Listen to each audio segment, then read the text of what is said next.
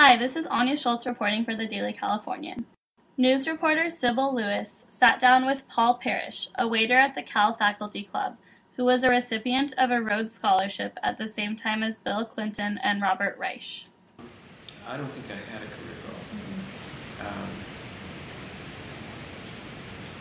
I don't think I've had a goal ever in my life. And it's hard to think my way back through why I did what I did.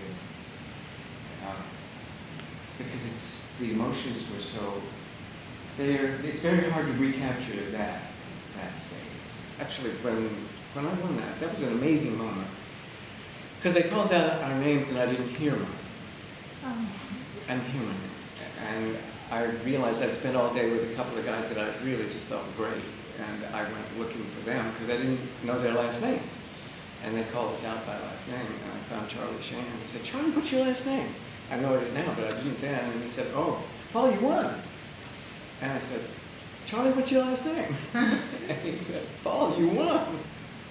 In any case, I came here because going to graduate school seemed to be something that I knew how to do, and I didn't know what to do in a place where my mother didn't want me.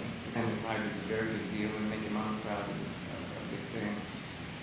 And then I came here, and I was working on a PhD, and there were no jobs, and pretty much everybody in my class in the grad school in English left without finish. So we're all ABD.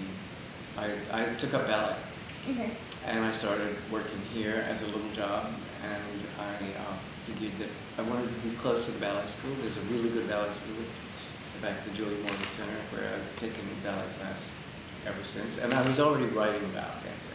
When I started being interested in dancing when I saw the Royal Ballet in London, because I had no idea that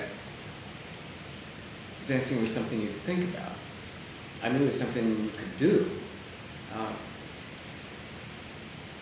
But I was really fascinated because I knew I could understand it profoundly, and I didn't know how. And then the next thing I knew, I was writing for Ballet Review, and I showed some of my stuff to a friend who was writing for the Daily Cal, and she said she was leaving the Daily Cal, and if I wanted to write for the Daily Cal, they would definitely, probably like this.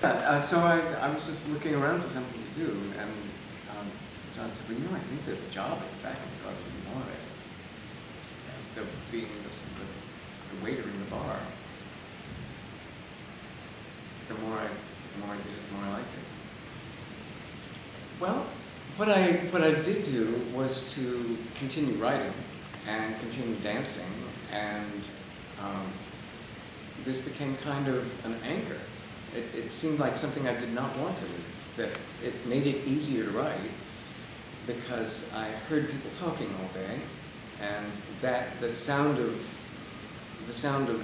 people speaking makes, if you can hear it, the words come more easily when you write. It's a great place to work. I like the people I work with, and I like the people I work for. And I'm kind of a small town boy, and it's nice to have a place in Berkeley where I can go and know everybody. If the 8th incarnation of himself, the certified Rinpoche, can be a waiter at the faculty club, certainly a Rhodes Scholar should be humble enough to think that that's not the worst fate that he could have. Mm-hmm.